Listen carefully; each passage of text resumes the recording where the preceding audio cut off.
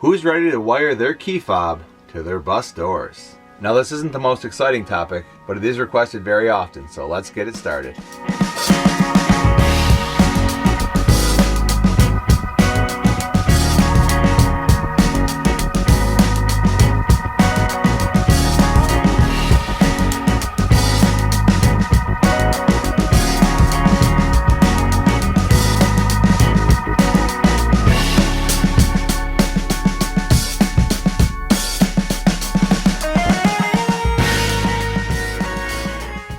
First off, full disclaimer, I'm not an electrical engineer, but I'll show you what I was able to do to wire this remote to open and close our doors. Your bus may or may not be a little different than this, but it should be helpful either way.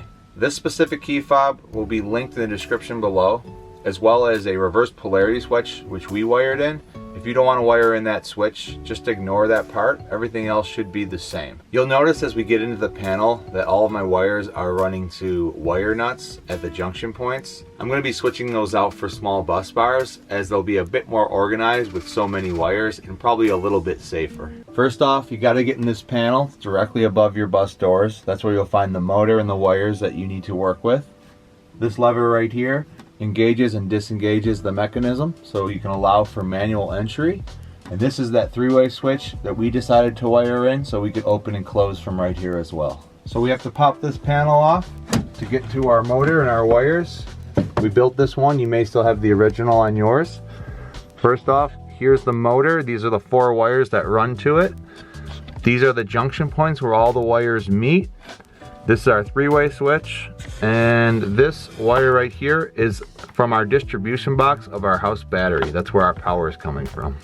Forgive me if some of my terminology is off, but I'm going to reference things in a certain way and it'll work for this video.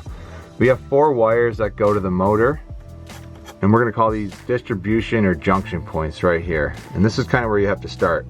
So everything's going to come back to these. So this will be your main negative. It'll have your negative power line from your house power, which is this wire. It'll have a negative line from the motor, which I believe is the white wire, and then a negative line to your key fob, which is a black wire from your fob, and then a negative wire to the top of your three-way switch. Those all have to meet either under one wire nut or on a bus bar at one bus bar. It'd be the same thing for the positive. You're going to get your main positive power from your house battery bank. That's this one. You're going to get a positive line from the motor, which in this case is, I think, red one. Yeah, the red one. You're going to take a positive red back to your three-way switch on the top. And then for the fob, it's going to be the 2 yellows and a red wire that will all run back to the fob. We'll show you from the fob after this. And then you're going to get to your secondary. I think these are like the reverse polarity lines. So these 2 will not have power from the house system. They will have power, but you won't be running those directly into it. So it'll just be positive, we'll call this positive from the motor, which is an orange wire. This red positive to the bottom of your reverse polarity switch, your three-way switch. And then this solid white one will go back to your key fob receiver. And then over here, we'll call this the secondary negative or reverse polarity. Same thing.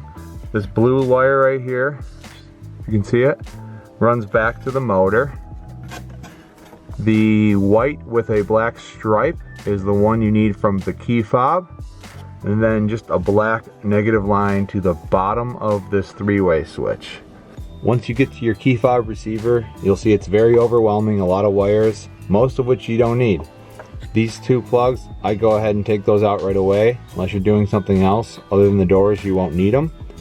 You get to this main block here, and half of those you don't need. 2 orange lines you don't need.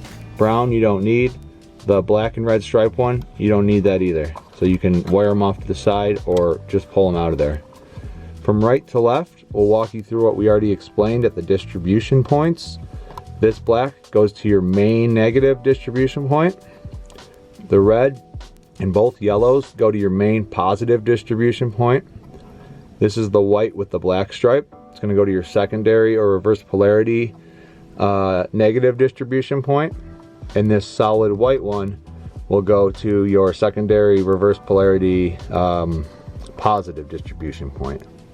One more thing, this right here tells how long to send power to open and close the doors. You have to have this in the correct configuration. When you get it, it'll probably be in this type of configuration. So this is the configuration you'll need it in to send the correct amount of power for the right amount of time. Those little black things just pull off and on. These are the 4 wires that came from the original starter battery. I pulled them because we didn't need them, but if you wanted to keep control from your cab, you could keep these wired in by having them in the distribution points as well. Now that we got all that connected, hopefully it's gonna work. We gotta test it. Re-engage the lever here to put the motor on. Open her up. Let's try opening our fob. Bam, we got power. Let's close it. That works. Let's check out the 3-way switch. Open. Close. Awesome. If you find that it only opens or only closes, which happened to me, you're gonna have to play with the 4 wires coming from the motor and make sure that they're in the right configuration. I know that was a bit confusing with all those wires, but hopefully it was helpful. That's just what I was able to do to get our doors to work on this remote. You may have to amend a few things, but hopefully it is helpful. Any more questions, just leave them in the comments below. We'll try to answer them. Until next time, we'll see you later.